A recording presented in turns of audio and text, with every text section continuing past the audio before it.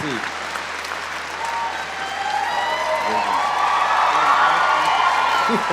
Go ahead, it's fine. Thank you so much. Thank you. Are we related, all of us? Are you relatives? Is that why you clap? Seriously. Thank you. Thank you for having me here. This is the first time I'm going to call him Professor Krauss because he doesn't like it when I call him Professor. Thank you, Professor Krauss. Yeah, I like to be called Herr Doctor Professor Krauss. Herr Doctor Professor Krauss. So you were telling me about interviews you've done, so I thought we'd start. What's your favorite color? No, I'm not. Okay, so I want to cover a lot of material, but I want to start with your background, of course, which is from Kentucky, right? Yeah. From the backwoods of Kentucky? Yeah. I was born in Owensboro, Kentucky. Kentucky is, in a weird way, the kind of navel of the U.S., and I mean that in the best way possible. Navels are important. So my upbringing was very interesting, and it was a rough upbringing. I had a strange upbringing. It was most times quite unpleasant. You had an uncle who was a preacher, right? I had an uncle who was a preacher. My dad never really had anything that you could call religion, you know. But I had an uncle who was a preacher, my Uncle Denny, and you know, we'd have to go watch him preach on Sunday, and you know, I knew the guy. You know, he was my uncle, so I watched him very closely, and he had that beautiful kind of evangelical cadence that draws you in. And then it's, you know, maybe I'm 6, 7 years old, and suddenly you see grown-ups, adults, you know, throwing their hands up into the air, screaming, "I'm saved," running up and grabbing his ankle and kissing his shoe and speaking in tongues and all that stuff. And it was at that, those are killer stomps, by the way. Anyway, sorry, go on. I might kiss that shoe before the end of the night. It's there. So for me to see that, you know, and it was intense, you know. And again, like, I knew the guy. He carried a lead pipe in his golden Cadillac with a TV in it, to stomp, to stove people's heads in if he had to. So I could see the two sides of the man. So at that ripe old age of 6 or 7 years old, I realized this is bullshit. We'll get there, You see, yeah, I think It's a lie. Yeah, you see, we kind of agree on a few things, yeah. But, you know, I know that it was a difficult childhood, and we'll get to some of the aspects of that in a sense, but school certainly was too. But when did you first realize you were really strange? Pretty early on. Well, it's one of those things we all feel, you know, you're either, you know, going through school, you're either an insider or you're an outsider or whatever. I never wanted to be, I definitely never wanted to be inside, because I found those people pretty boring and pretty monotonous, and they thought about things like, you know, obsessed on sports scores and things like that. So I never considered myself outside. I just didn't consider myself inside. So I just sort of did what I did. So I reckon it was probably around the age of, probably 9 or 10, when, let's say, the circus kicked in. Okay, but you lasted a while. You lasted until you were 15 before you left school, right? Yeah, and it was tough. Yeah, but you know, I know you weren't a stellar student, but there was a book. You were telling me, I think there's a book that when you were thinking about yourself, that impacted on you. Well, you get to a point, you know, if you're feeling pretty strange, from the age of 9 to the age of 15, we think of that in terms of 6 years, and it's a bird song. But 6 years at that point in your life is quite a long period to mull over that you're potentially insane and you're going to end up in a bug house. you know? So I had this brilliant idea. I wouldn't read a thing that they gave me in school. I just wouldn't. I just wouldn't, because I had teachers. I just never felt they were particularly interested in teaching. They never gave me the feeling that they wanted to teach me anything. It was sort of by the numbers. So I searched out a book in a library, and it was called Abnormal Psychology in Modern Life. And I read it cover to cover to try to, I don't know, I suppose diagnose myself or whatever. Worst thing I could have ever done. Worst thing I could have ever done, because when I finished that book, I realized I was screwed. Okay, and then you didn't go and become an actor. You know what? Didn't we agree we'd take these off so that people could see your beautiful face? Oh. There we go. Okay. I had to. Okay. I wouldn't say beautiful is the line. I don't know. I think there's some people who disagree with you. Most people are looking at me, so they probably don't even notice you. But it's I agree. they That's what I'd be doing. Plus the red shoes, It's the red shoe. I had to do something. I knew I'd have to do something to compete. But you went and you went to play music when you quit school. You didn't go to become an actor. Well, I started playing the guitar at the age of 12. I felt a passion for it that, it was the first real passion that I had, and I can safely say, because I feel, and I felt then, that the word ambition has become dirty. Yeah. Because ambition somehow implies that the result. I know. I know. Cry. I'll probably be crying in about 10 minutes. So ambition was a dirty word to me, because it felt like you were working for some gain or material or some status. So I literally don't remember going through puberty.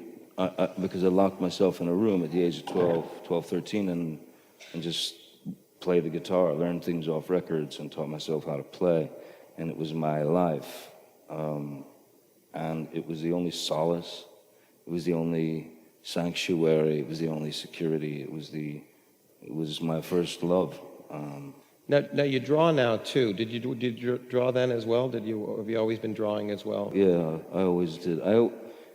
From a very, very young age, I felt a great need to occupy my brain,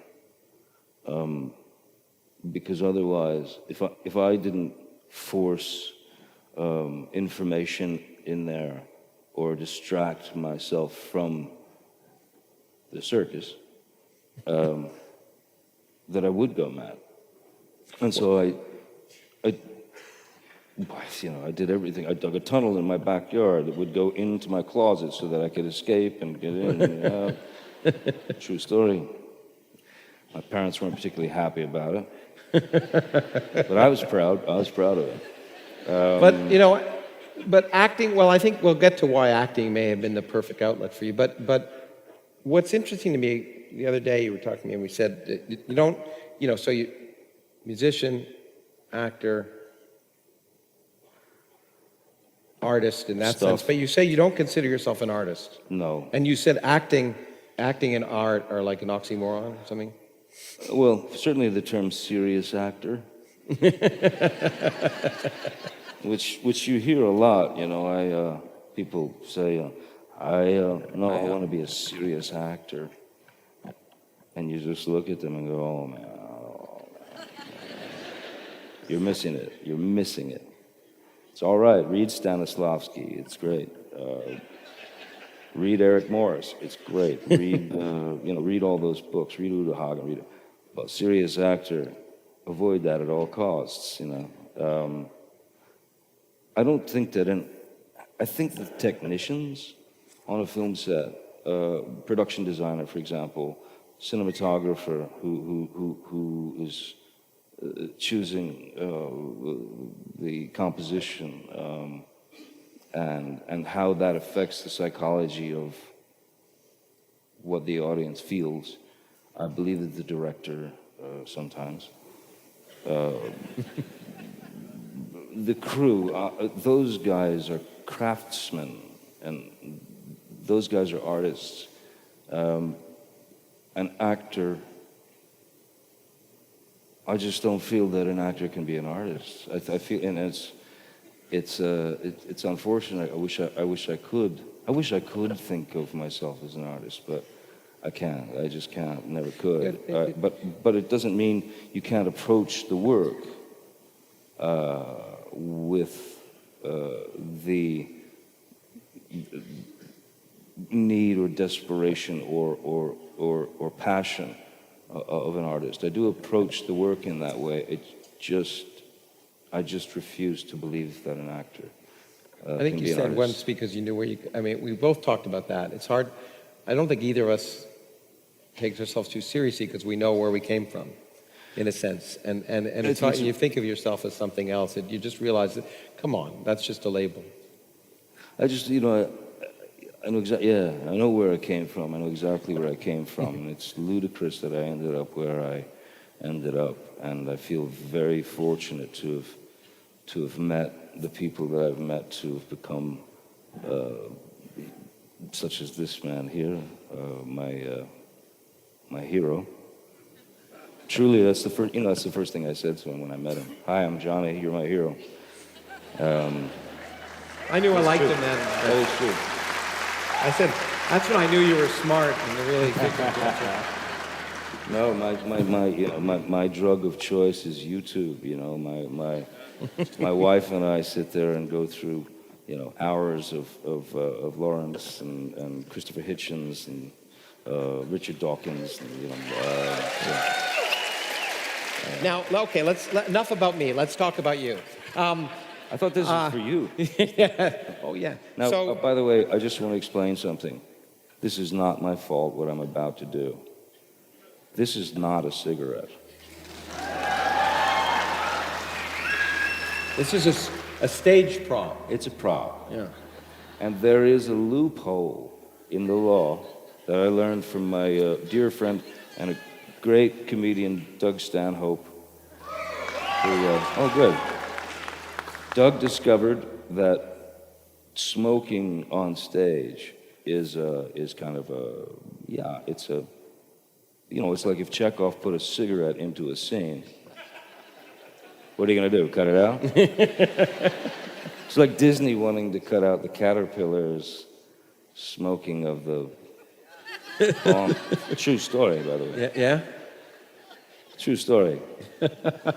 But we should say, like I always do when I do demonstrations, we say to the kids, don't do this at home, right? Oh, yeah, don't do this anywhere. It's stupid. It's actually stupid. It really is. It's one of the dumbest things I've ever done in my life, but... Okay, let's talk about other things. He knew I was just about to go somewhere else, so... No, good call. So one of the things, you're lucky because not every actor can control his...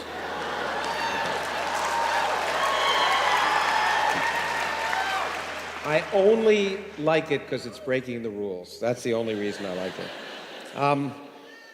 But not every actor can control his or her own roles, or what chooses to, and chooses to control the roles that they want to do rather than the roles that would be commercial, that would propel them in a certain commercial direction. Indeed. Yeah. And you have chosen to play eccentric or odd characters for the most part, and sort of push the boundaries. And I wonder if you want to talk about why that choice. I've always been drawn to. My whole life I was drawn to people Like, I remember being maybe 14, 15 years old and being fascinated with Vincent van Gogh. I remember being fascinated with Jack Kerouac and reading On the Road at a very young age, and reading a book that represented freedom, you know. I became an actor by mistake. I really did. It just sort of happened, and it happened out of absolute need to pay the rent, need to live. So for the first couple of years, I really just was doing these movies because somebody was going to give me money, to do it. And then at a certain point, I realized that I was standing on a different road than my music and playing in a band. So at that point, I became passionate about learning and understanding what it really is and what it can be. So in my brain,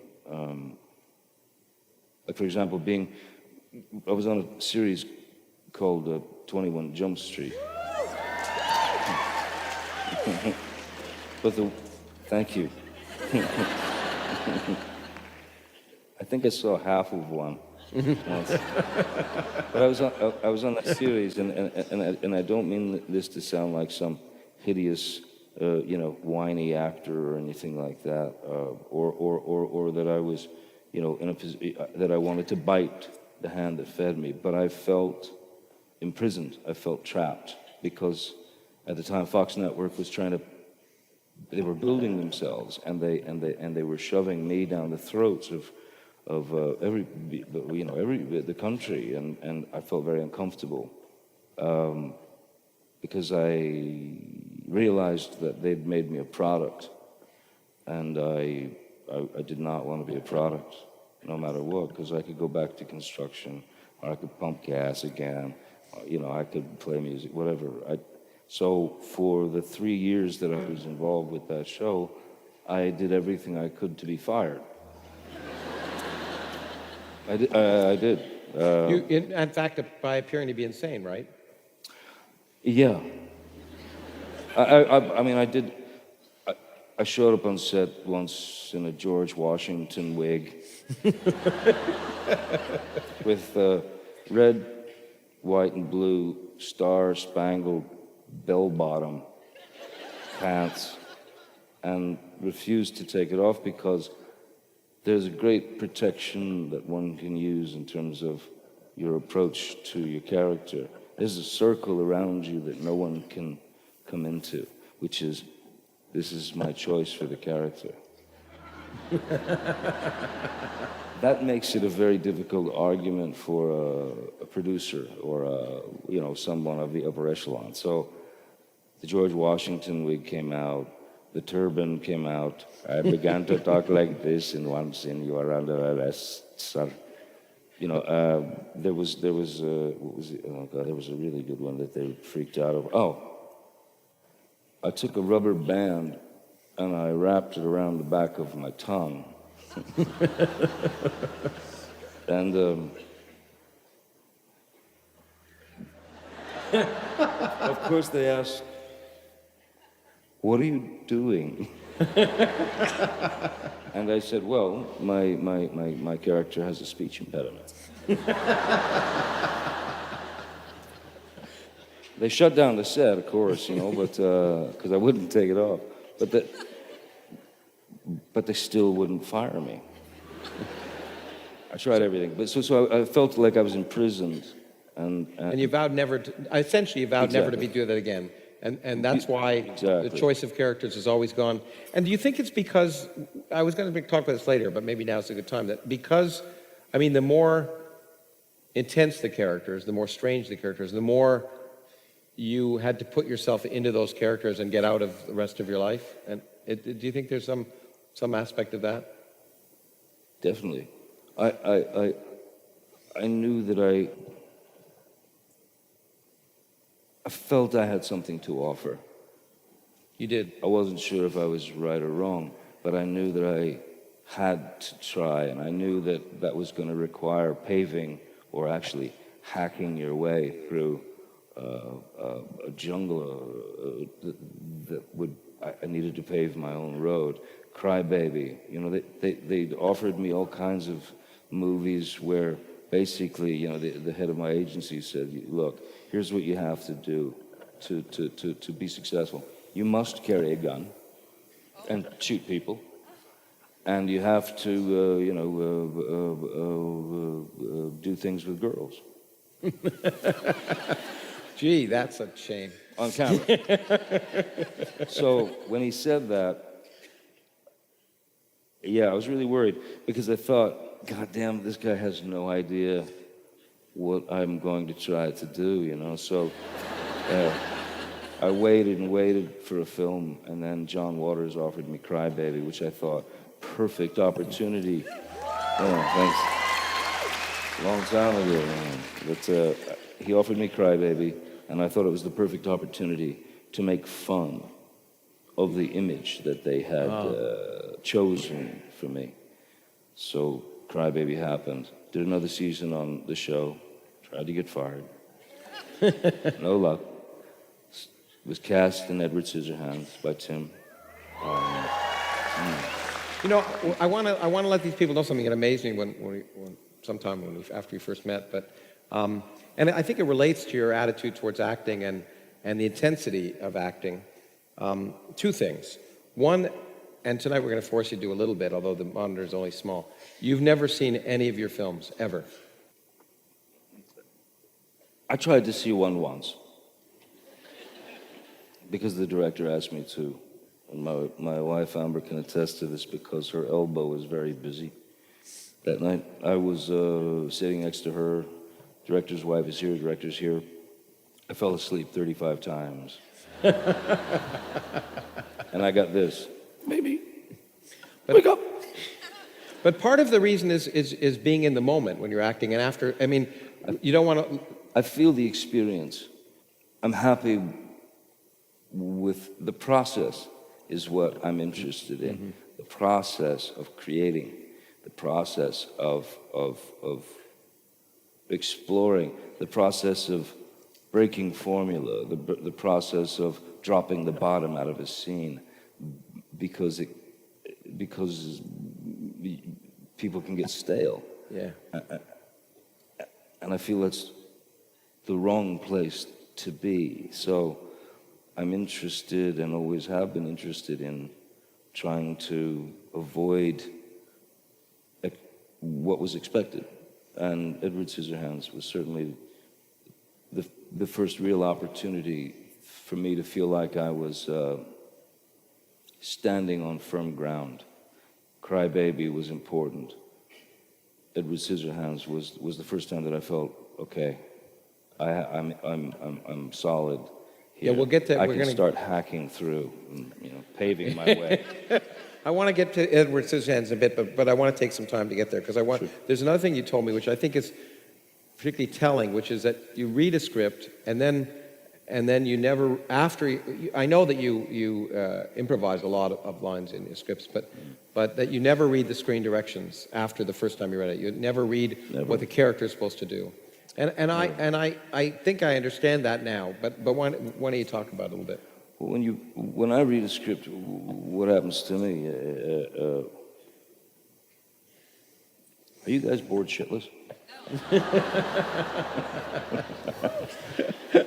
I mean, here's pure madness and creativity. He was very creative and very brave to invite me up here to do this.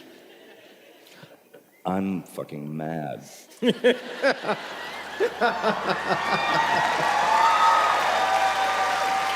For accepting such a wonderful offer.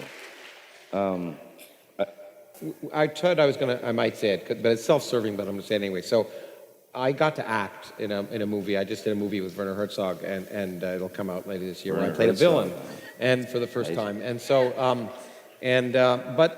but the process, by not reading the screen directions, it seems to me that means you actually have to think about, instead of being told what the character is supposed to do, which sort of takes the reality out of it. You have to think about what you're saying and then do it, and I can really understand that. Well, the thing is, I mean, with the work, with the process, which is it's the only thing I'm interested in, is being in the trenches in terms of film, which is I don't care what anybody says, it's a collaborative effort. Everyone, like I said, the real artists are those people, the focus puller, the operator, the DP. When I'm in that process, I'm free. As a character, I can do anything in the world. I have no shame, clearly. I can do anything as a character. As myself, And do you think you need that? I crumble. Do you think you need that freedom that you get as a character? Oh, I definitely need it. Good, I mean, because I want to show a clip. I'll just keep my head down. It's behind me. I don't have to. No, I think this is because it's interesting when you play a character that I think expresses what you were saying, and I don't know. There's a movie called The Libertine that you did, and there's a clip I want to show from that, which I think that character needed that, and we'll talk about how you related to that character and why you did it. So let's watch a clip. You can avert your eyes. I will. Okay. Okay.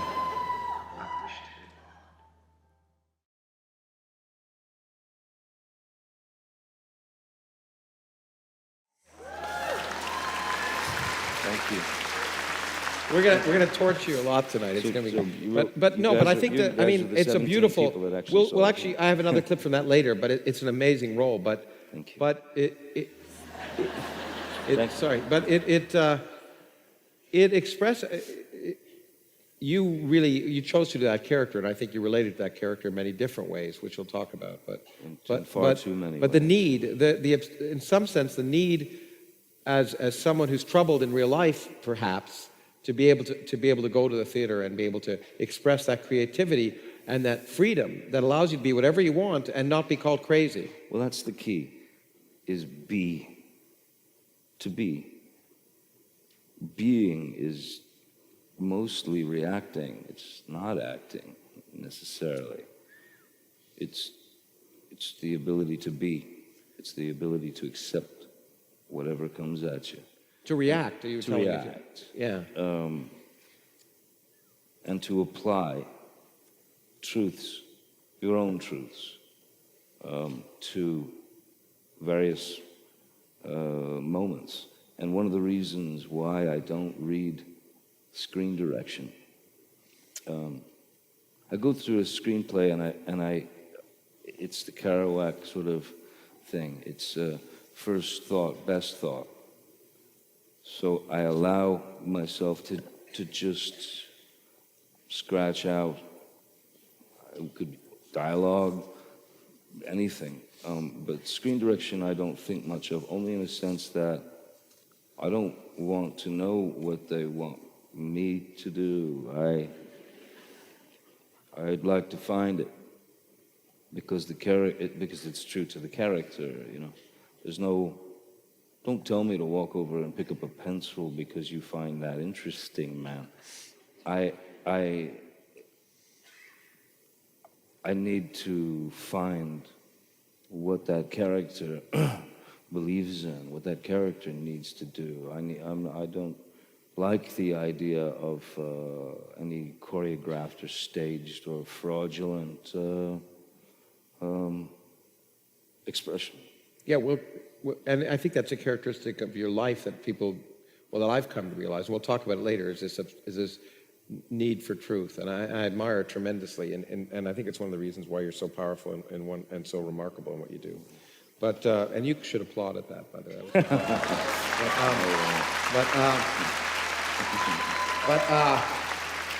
Very kind, thank you. Anyway, but this idea of this relationship between creativity and madness, which we're sort of talking about and skirting around, goes back a long way in terms of theater and artists. And in fact, Dionysus, so I know you are fond of because he's the god of wine. And I also discovered the god of hallucinogenic mushrooms.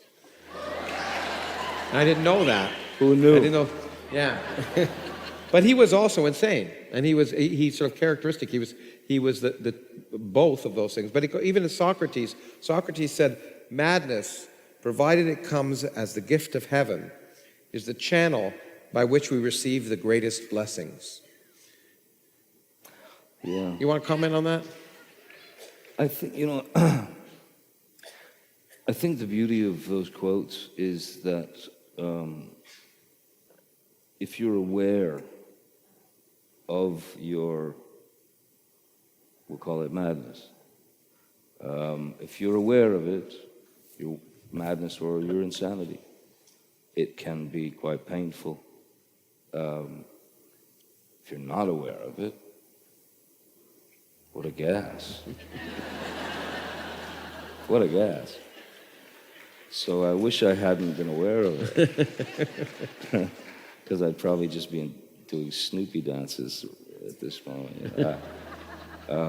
And I think what those, I believe what that comes down, for me, how I interpret it is, I knew at a certain point I needed to accept that everything that had happened to me in my life, every experience, bad, good, whatever, difficult, emotional, I knew that needed to be accepted, to incorporate it into my life, because otherwise I would be in the bug house, to keep one foot in that circle. 1 foot in the circle. And 1 foot outside the circle. There's a question, I mean, for a long time, in fact, it was quite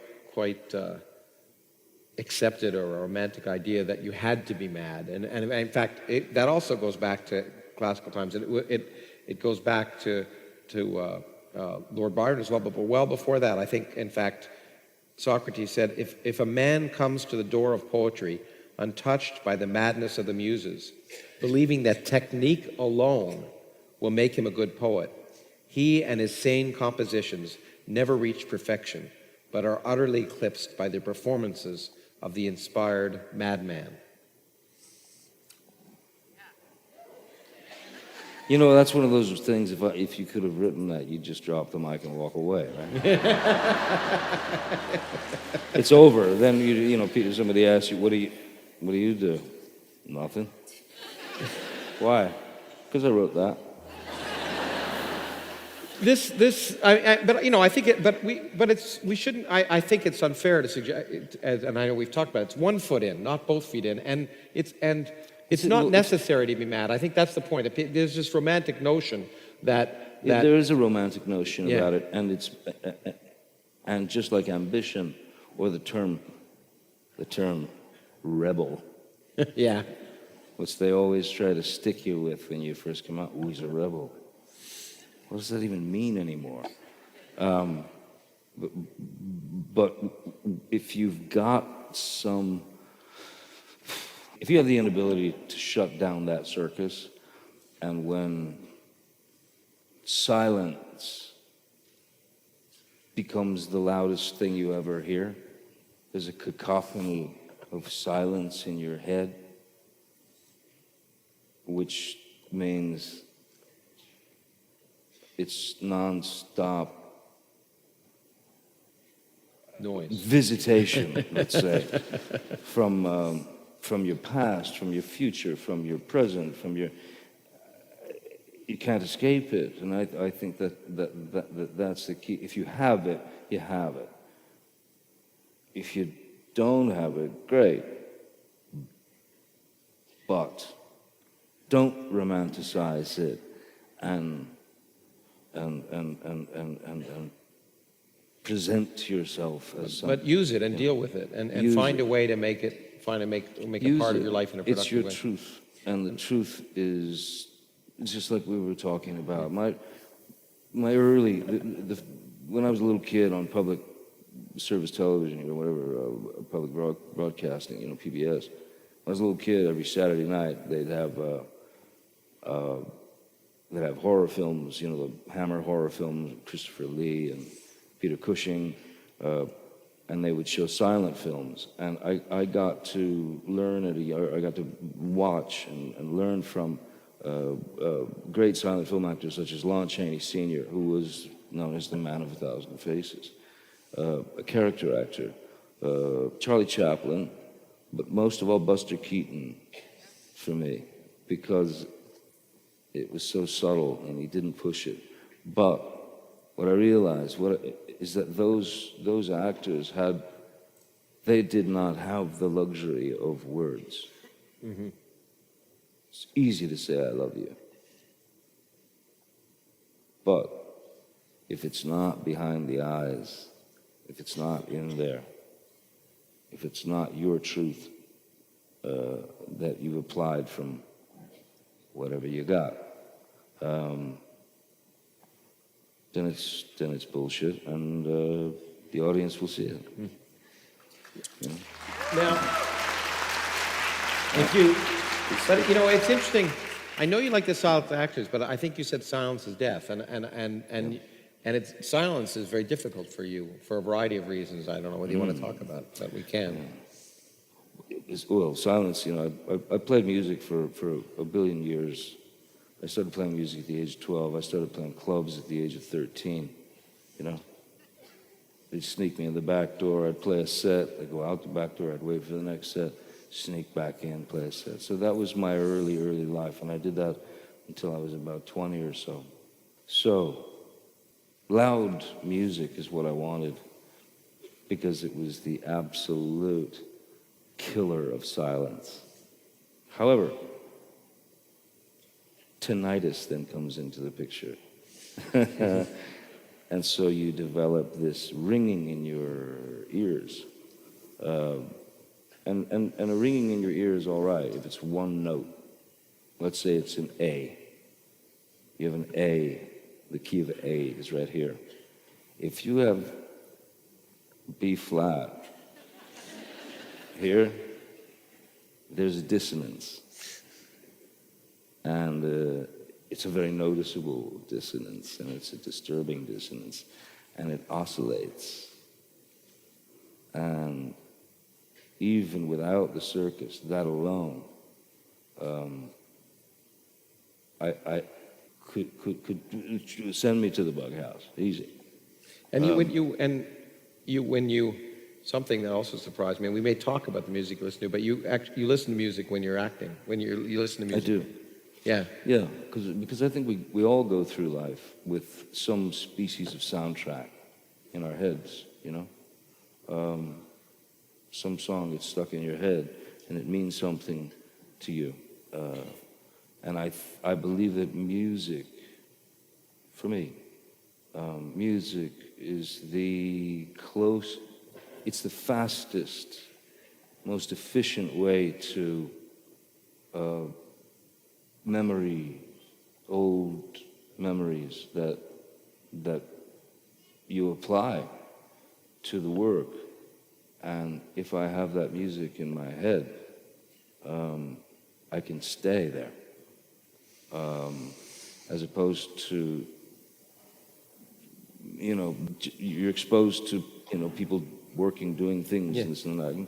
I'm able to stay in my own world, you know, and keep my work going, you know.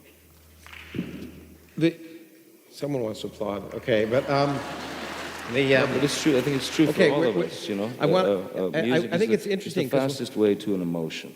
Yeah, and well, I know we were talking about one song, and I think I have a clip from that later, so we'll get there. We'll get there. By the way, we're going to go a little long. It's clear to me, but I don't really care. Okay,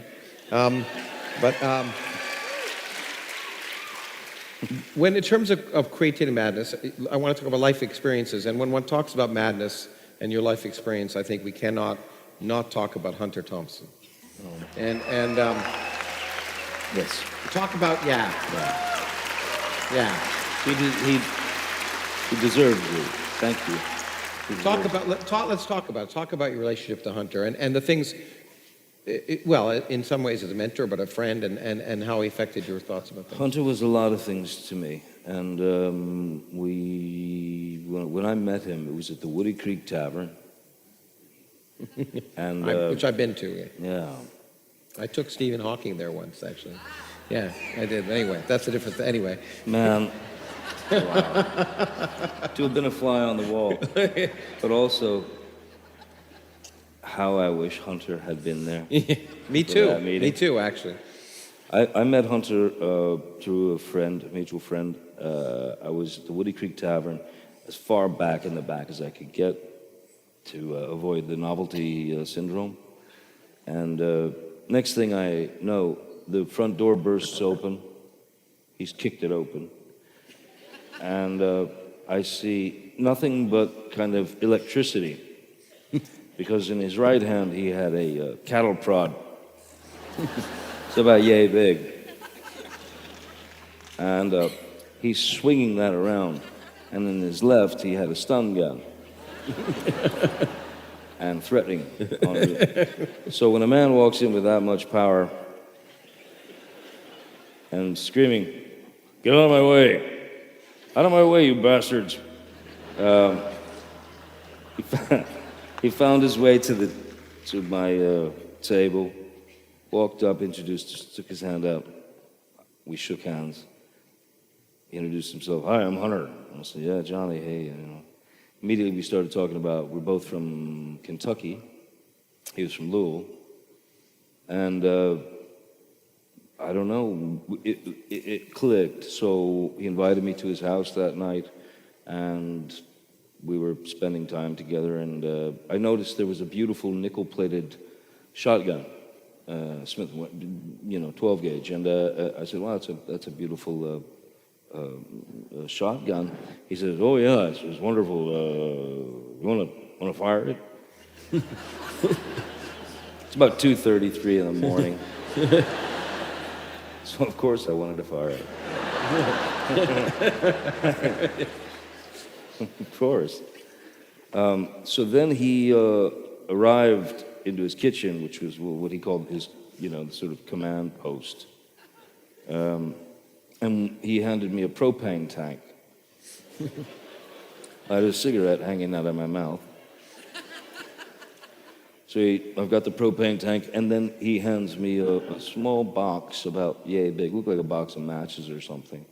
I didn't know what it was, so he says, "Yeah, tape this to the side." So I'm taping it to the side. I did a couple of them. I said, what are these little boxes?" He said, "Oh, that's nitroglycerin." Okay. The cigarette went into the sink, and we took him outside. He handed me the shotgun, and it was almost like I felt like it was being, like it was a test in a way. So I aimed at the deal. It was about, 30 yards away. I hit the target, the nitroglycerin. The explosion was an 80-foot fireball. Straight into the air, and which included shrapnel.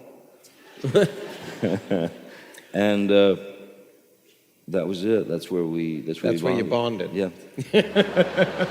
But you bonded over more than that. I mean, Hunter was crazy, but he was a remarkable writer, and also a reader. And you guys used to read together. You used to read. Didn't you read to each other or something? What Hunter would do is one of the things that he found most fascinating was that I was not only aware of a writer called Nathaniel West, but I'd read the 4 books, only 4 books, Nathaniel West. Day of the Locusts, The Dream Life of Balso Snow. I mean, a wonderful writer. And he was shocked that I knew Nathaniel West's work. So we would read, or he would read a bit, and then he would have me read. And then we started reading his works, things he was working on at the time. And what he would do to me is he became a conductor, I would read, from whatever the work was, and he would, I'd read and he'd go, "Yes, that's good, let's go down, back up, okay, now hit it there, yeah, okay." And so basically Hunter taught me how he wanted his work read, and which is if there's anything such as a blessing, That was it. But then you learned, as a result, you sort of got to, well, I mean, you had the opportunity to play him in front of him in a sense, Yeah. and then you got to play him on the screen. Yes. And I gotta show a clip from this. Okay. Okay. Okay. So from Fear and Loathing in Las Vegas. So let's.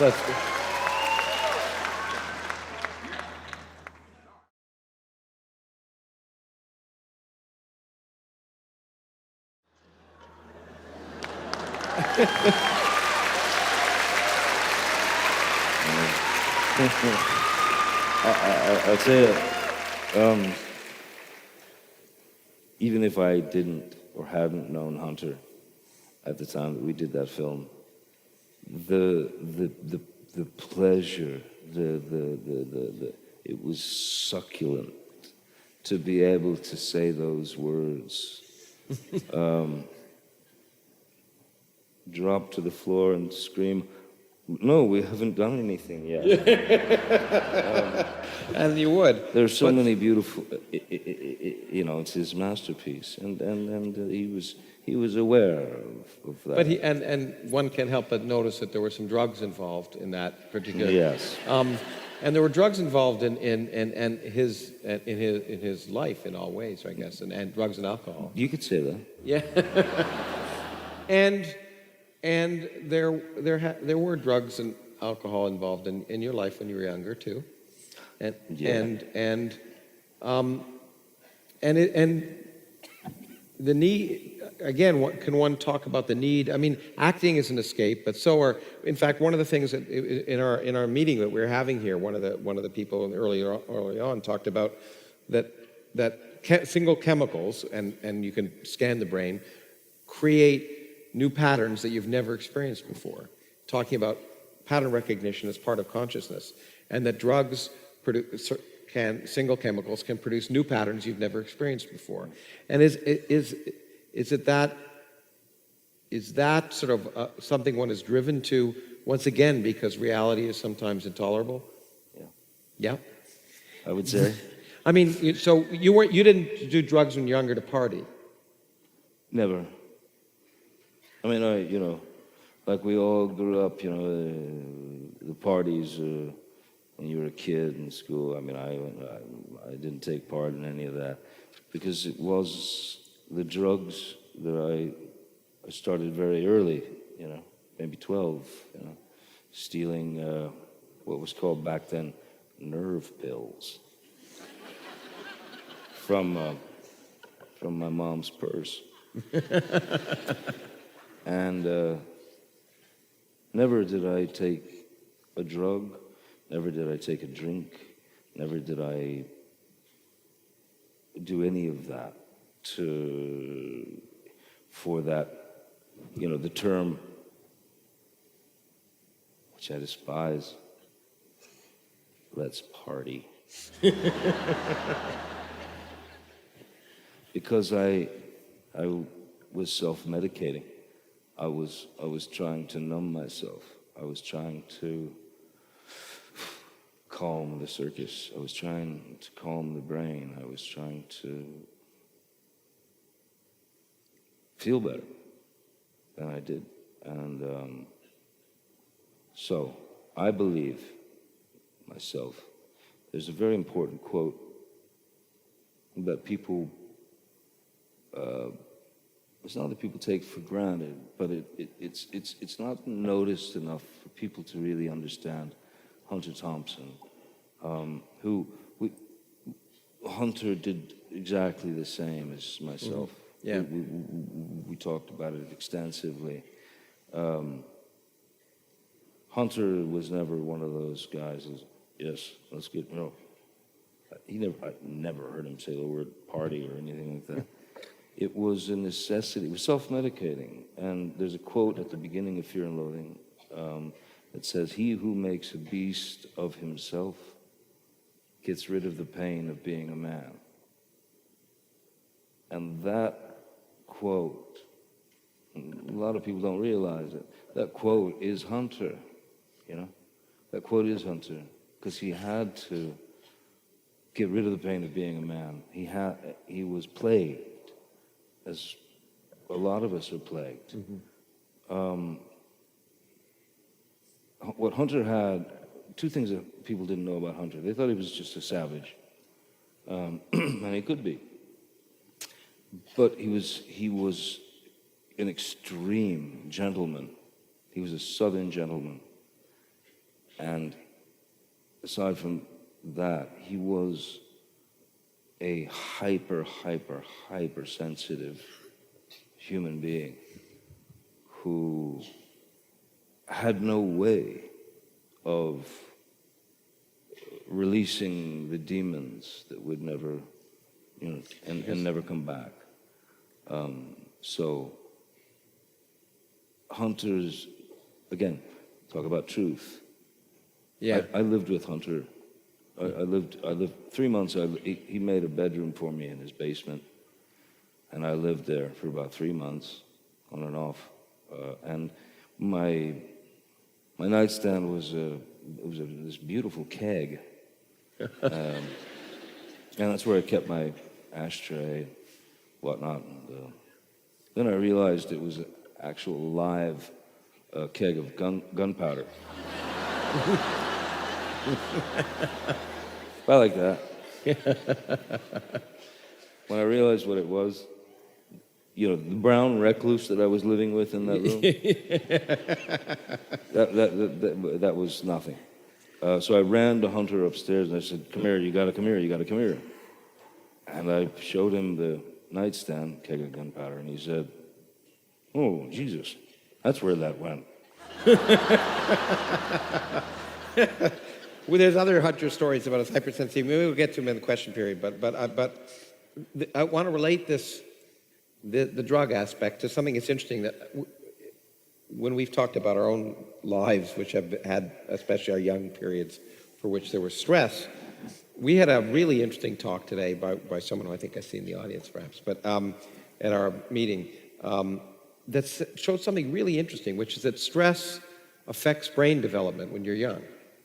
And that, Yeah, for sure. of course, and it's really fascinating because in many different ways, but in particular, it seems clear that if you, and I went up and asked her this afterwards because I was thinking about talking to you about this, that if you are exposed to a lot of stress, that your brain develops ways to respond to it, to the stress hormones, and that some people may therefore only function efficiently if they're under stress, if they're used to being stressful as a child. And I think we both share that. I mean, both our mothers are alive, and we apologize to both of you out there if you're watching. But it was pretty stressful. We probably have to thank them as well. What was that? We probably have to thank them. Yeah, as we'll well. have to thank them as well. Exactly. No, that's true. But do you think that do you agree that sort of affects the way? I think it's everything. I believe it's exactly the reason I ended up what I am. I think it's, listen, childhood is an interesting thing, but when you live what is called childhood, and it's not a childhood necessarily, no sense of security, no real, and we moved constantly. When I was a kid, we moved like gypsies, man. One time we moved from one house to the house next door. It's true. So we moved around a lot, and I never had that sense of home or security or whatever. So it was a somewhat violent upbringing. So that stress that begins actually at a very young age, because I think it's been the fact has been proven that we are exactly who we're going to be at the age of 3. And raising my kids, my daughter's now 16, about to be 17. My boy's 13, about to be 14. They are exactly who they were then. And they've lived a life. I mean, when I had kids, the first decision I made was, I will raise them. I will do everything in the opposite. Yeah, my mother's been very how I useful to was me for that raised. reason too, yeah. So my kids have turned out semi-normal. But, you know, you just, at a certain point, you must accept it. You know, Yeah, and there's embrace something I it. was going to talk about later, but I've seen you with your kids, and you're a wonderful father. But Thank you. one of the things that you said, It's the only thing that I aspire to be good at. You know? we're doing a bunch of things together, and some I can talk about, some I can't. But we're going to do the Reason Rally together in June, and in Washington D.C. And Be fun. And what you said to me once, and I was going to have to talk about much later, but it's appropriate now because I think it's important when you talked about the reason you want to do the Reason Rally, because you said you want truth at whatever the cost. Yes. And I think when we talked about why we're doing the Reason Rally, one of the reasons you said related to your children. To go to the Reason Rally and speak and to express your truth, which is all important. It's everything. Why do we have to skirt around lies? Why do we have to figure out, or at an early age, because you observe people to the degree that it's like ill, and you see the lie coming around the corner, I can't, and no one should accept anything but the truth. Yeah, I think The truth. Because to have to suffer the ignorance of someone lying to you for some type of gain, and I don't know what, but I only know that, when Lawrence and I talked about doing the Reason Rally, my only reason to be involved was I love my kids, Yeah. I care about my children, and as we all do, and they deserve a different world. Yeah. I mean, that's all you need to say. That's all you need to say. And I can't think of a better reason. Look, I went over. I got to show this clip because I just love your performance in it. So I'm trying to think of a reason to show What's it. gonna happen And but no. Going back. So one of the reasons you're a good father is because you wanted to not have the upbringing you had, and we talked about you and Hunter and the being driven to drugs, and or alcohol or whatever, and both of you managed in some ways, him maybe more destructively, I don't know, to channel it into creativity. Oh, yeah. Again, to go back to this character that I know you felt close to Yes. in different ways, the libertine character. Yeah. We saw the need for him to do the theater, but now we can see the other side of him, and I wanted to show this clip, which I think is really powerful. Cool. Okay. Good luck. That's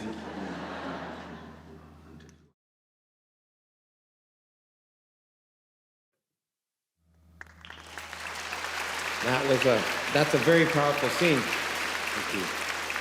It's a very powerful scene, but you can't help but get the sense that you related to that character in some way. That the intensity, the need, the drive for that sort of thing, and so he was an interesting character because he was creative. He was a writer and He was a great poet, John Wilmot, the Earl of Rochester. He was a great, great poet. And, good.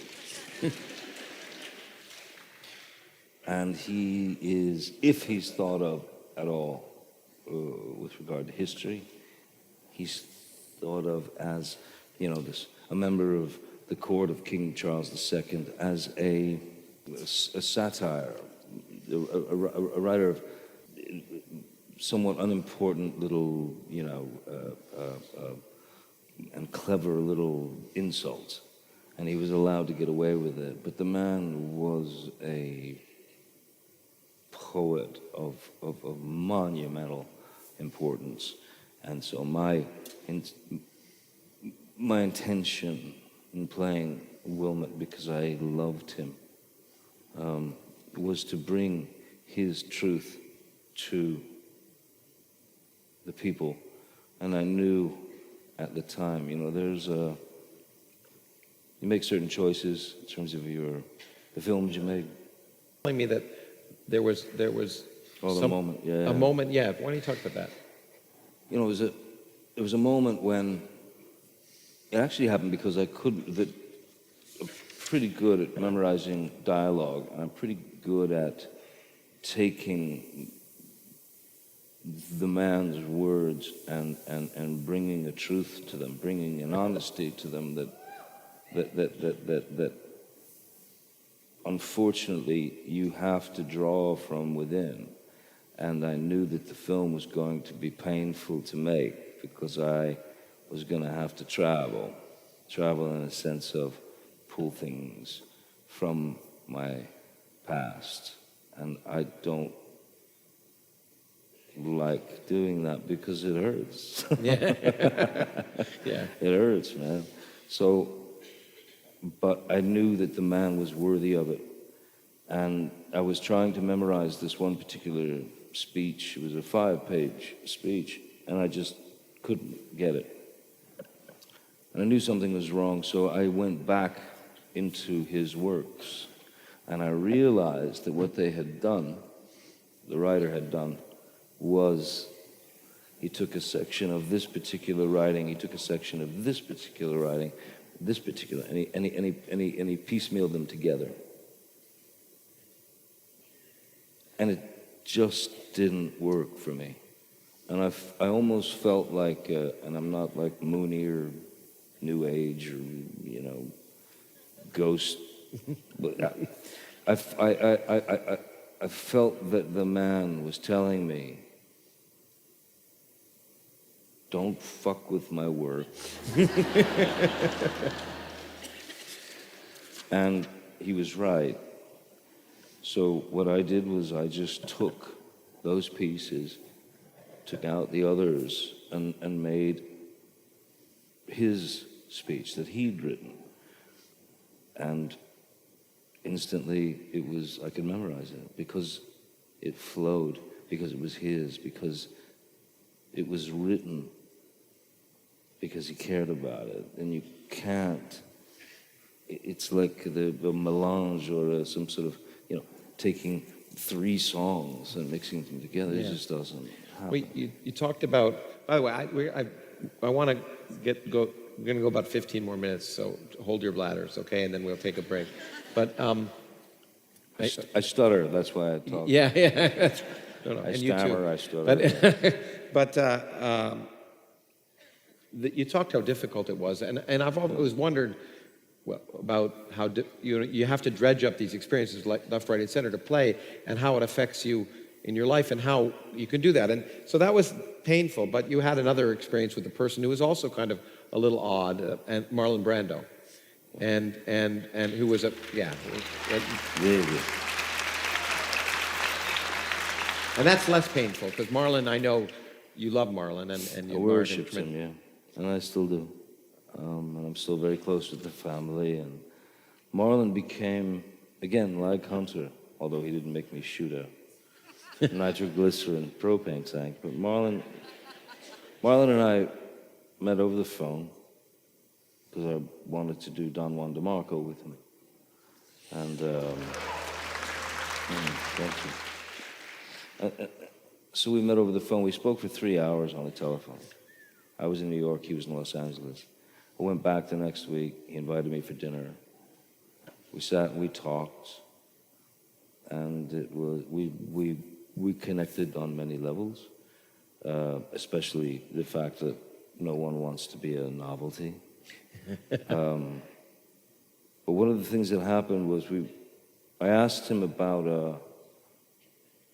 There was a quote by William Saroyan that basically it's a quote. It's a preface of In the Time of Your Life, the play, which the play I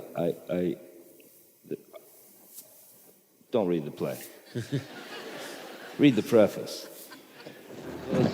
It's something that had touched me in a large way, like a philosophical, like the way to live your life, a real roadmap as to live your life. And So I asked him about it, and he said, yeah, he knew, you know. And so he said, how well do you know it?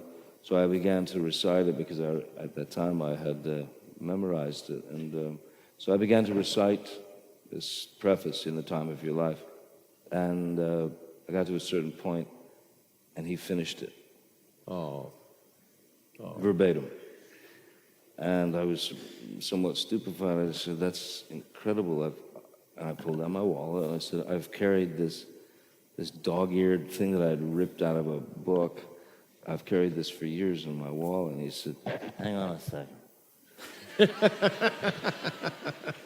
But he got up, Uh-huh. and he grabbed a frame that was just by his bed, and he came to me, and he showed it to me.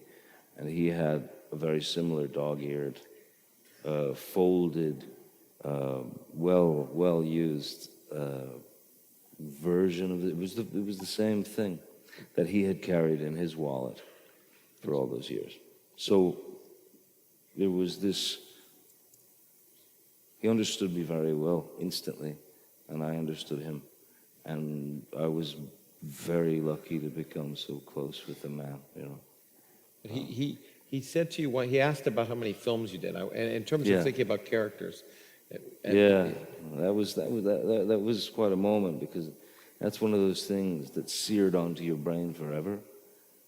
You know, and you know that the moments before you become smoke, it'll come to you.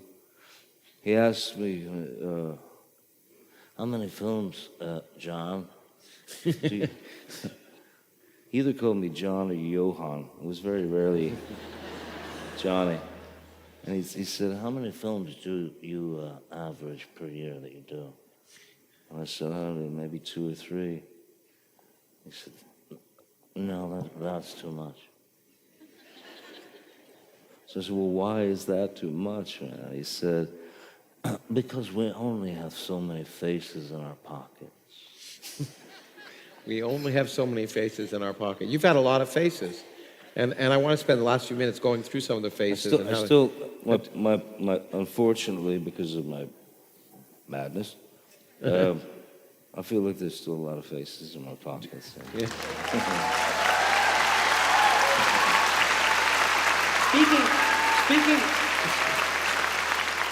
I do.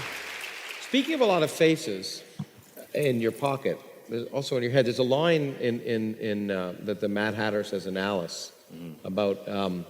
You probably remember it better than me. There's a moment in Alice in Wonderland, the first one with Tim, the one that Tim directed, Tim Burton.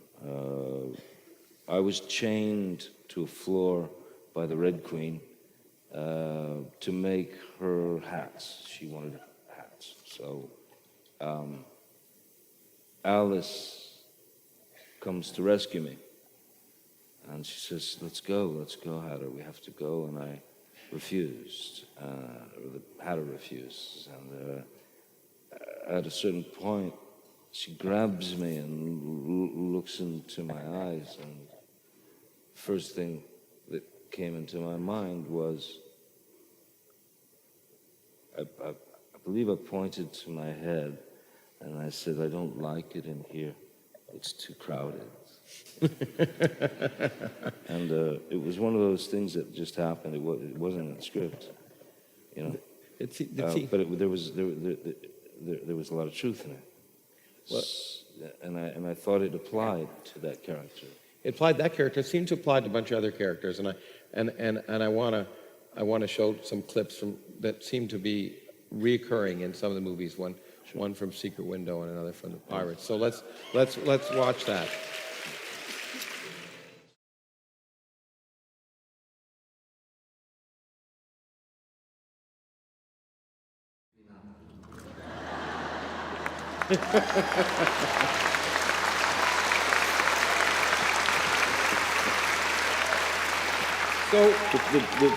The peanut, incidentally, I have to say, the peanut became like my favorite thing. The idea of that all these various sides of Jack were obsessed with the peanut. And one of my favorite lines that happened in that was, "My peanut." Because I love the idea that something so huge is going on, but at the very center of it is this insignificant little nothing that becomes everything. You know? Well, Jack Sparrow. We talked about why you made Jack Sparrow the way you did, but I was surprised to see in so many movies the fact that you see different versions of yourself, and when you talk about the faces, one talks about the impact the characters play on you. Does it ever happen to you in real life that you look around and see lots of versions of yourself? Does it ever happen? In terms, I do. Like if you I looked see it out at right the now. audience, for example, would you if you looked out, say, at the audience, would you see lots of versions of yourself?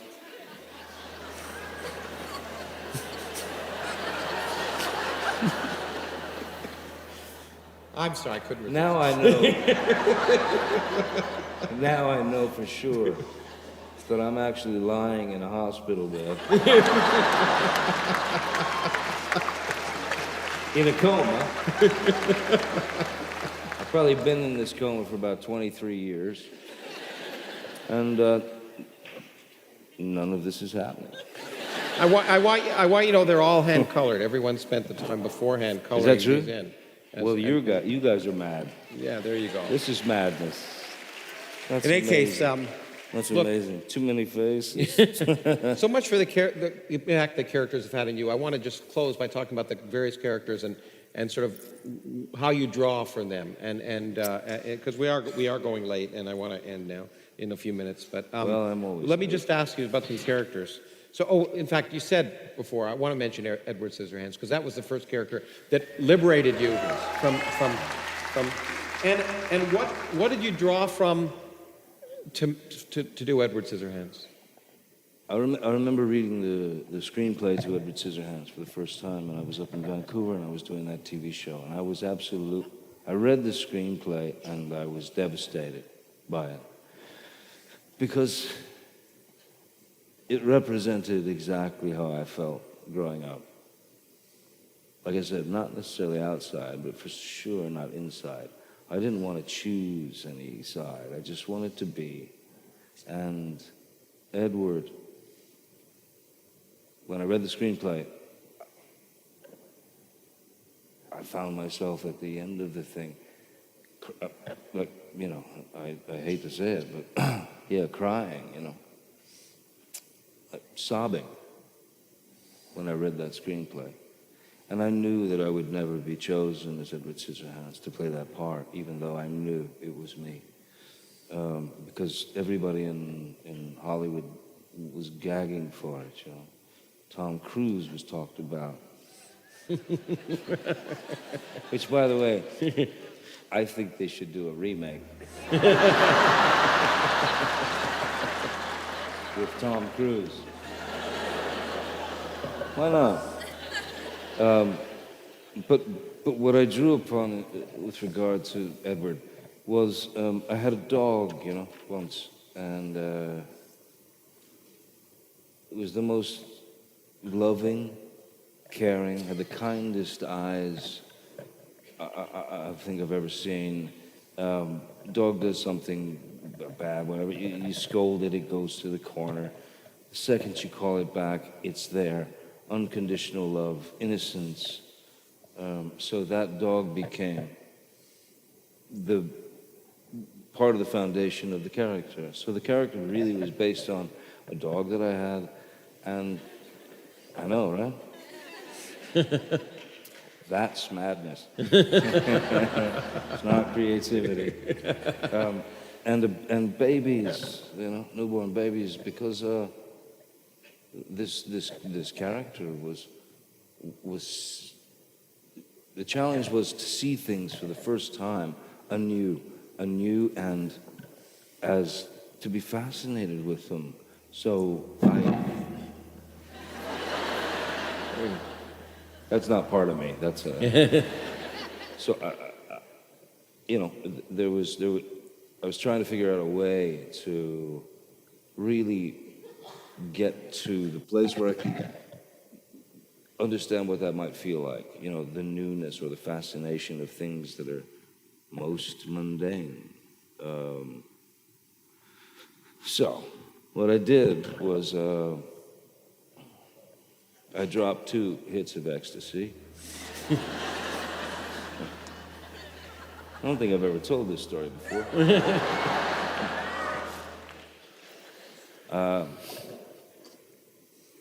I was living, at the time I'd rented a house in Malibu to escape from Hollywood, and I was living right on the beach. So the first thing I did was made a big note, taped it to the glass window that would take me to the beach on my death.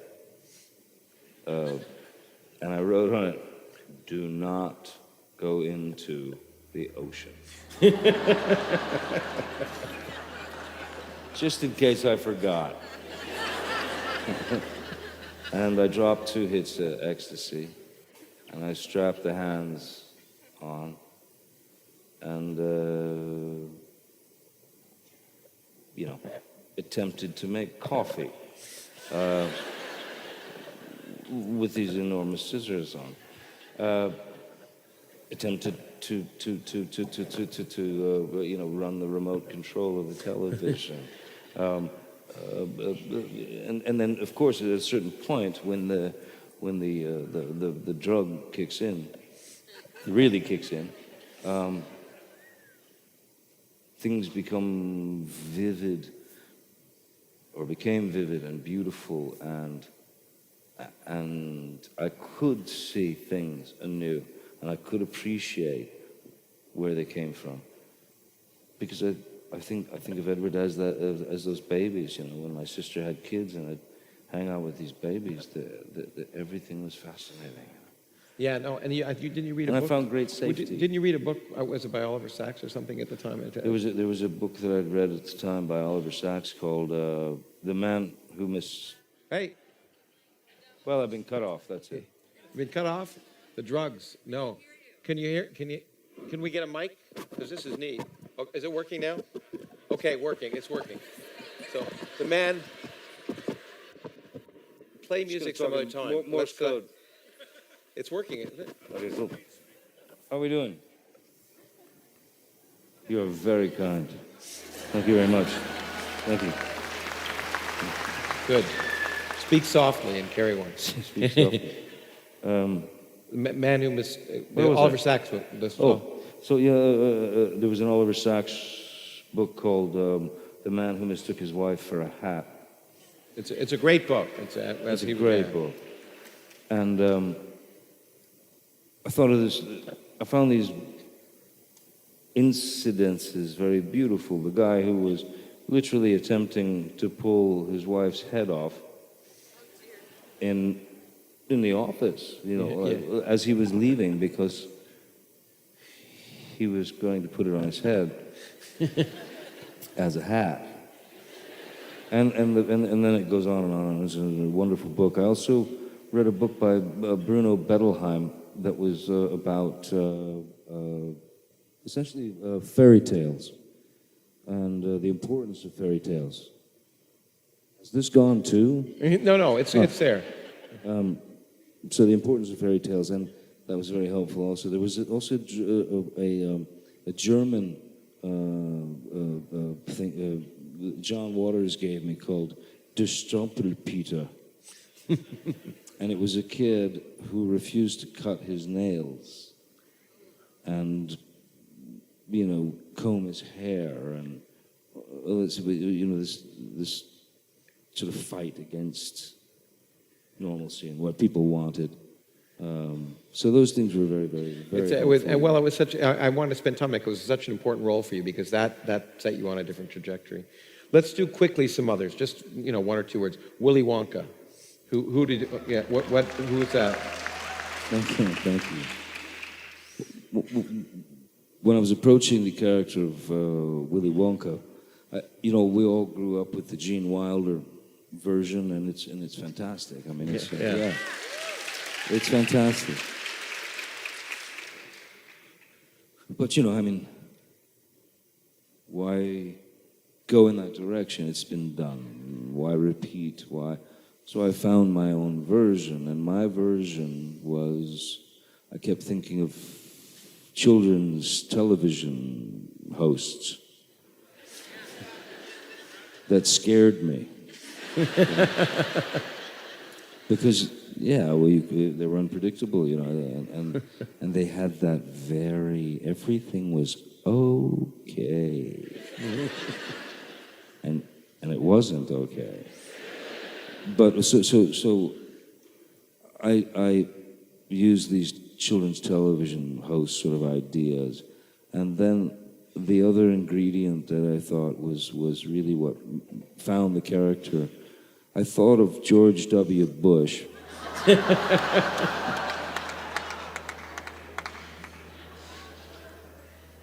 If he were incredibly stoned. But like not just uncomfortably stoned. Past what could have been the uncomfortable paranoia stage. Where he just sort of doesn't know what he's saying. Okay, Mad Hatter. Who was Mad Hatter? The Mad Hatter was basically a kind of a, yeah. This is real weird. So my kids had a tutor. We were on the road, you know, I'm working and stuff like that. So they had this tutor. Her name was Catherine. And she was one of those English people, very proper. But Catherine would talk to you. She had a little bit of a thing in her voice. And so I sponged her up as much as I could. Because what I loved about her was she would sort of talk to you like this, you know, and it's one of those people who, like, you know, it's not that they avert their eyes, they actually close their eyes when they're looking at you. Right? You guys have felt that before. It's weird. So I used Catherine because when she closed her eyes and she's looking at you, I mean, everything was very, very important. I had to see that. I had to see that. I love it. That poor thing, she'll find this out tomorrow and probably there'll be a lawsuit. Okay, two more quickly. Ed Woods. Ed Wood, thank you. Yeah, that was one of those moments where it's, you know, what are you doing, Johnny? Well, I'm doing a film with Tim. What is it about? It's about someone who is called the worst film director of all time, who happened to be a transvestite, and we're doing it in black and white. Ed Wood was born really in what the ingredients that went into my head were the Tin Man from The Wizard of Oz. That sort of, you know, vocal attack of Casey Kasem, where everything was just sort of that, you know. And then the blind optimism of Ronald Reagan, you know. Yes, well, mommy, you know. So when they came together, those ingredients, it kind of became that guy. Where everything was fine. Okay. That's the problem. See, that's the problem, I think, in terms of what could be considered madness is if you think of yourself, right, as I must, as a chest of drawers, they're all in there. And they're all accessible. I'm not sure that's healthy. I really don't know. Well, let's take the craziest one of all you just added to the chest. Donald Trump.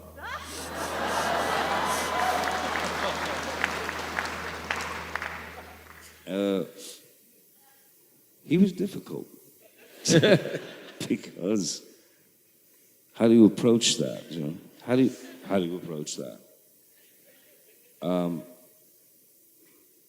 I approached Donald Trump as, and it's not just about being a rich kid or anything like that. I approached Donald Trump as what you kind of see in him when you really watch him. There's a pretense. There's something created about him in a sense of bulliedom.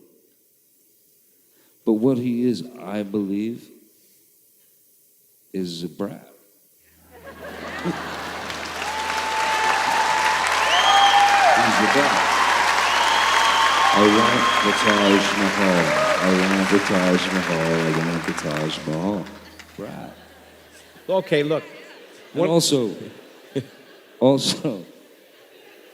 the absurdity of where his sentences might travel. Because, you know, I mean, really, no. I mean, so, no. Because everything is mine. Even if I don't own it yet, I'll have it. You've got Reagan, who, this kills me. Reagan, back in the day, Mr. Gorbachev, tear down that wall. Donald Trump, I'm going to build a wall. No, Mexico, okay? No, a fabulous wall, sensational wall. And all of my billions are not going to have to pay for it. No, really, no. Because you know why? Mexico's going to pay for it. Really, Donald. I had to let that happen. I had to do that. Okay. Look, I want to say, I mean, if it isn't obvious, regarding creativity, you may be mad, but you're very creative. And in the workshop that we just had, there's an interesting, another discussion about connectivity in the brain and relationship between connectivity and creativity. And one of the people in the workshop asked if we could image your brain. Is that okay?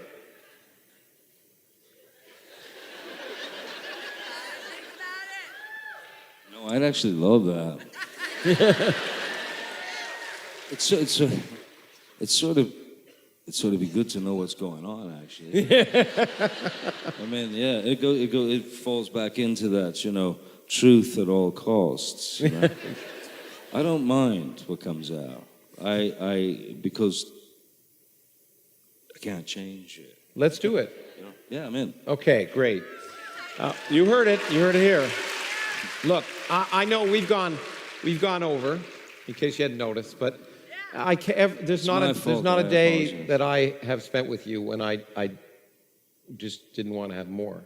And I say this, I feel remarkably lucky that you're in my life. But I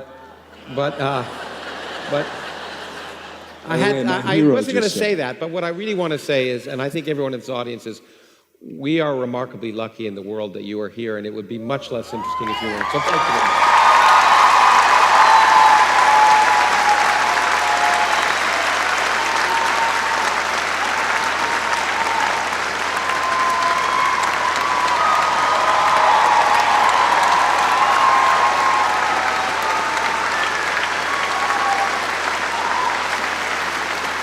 We'll be back. Any of you have questions? If you still can put up, we'll do a half-an-hour questions. We'll take, maybe 15-minute break, and then pass down your questions, and we'll take some. And we have a surprise, so stick around. Thank you very much.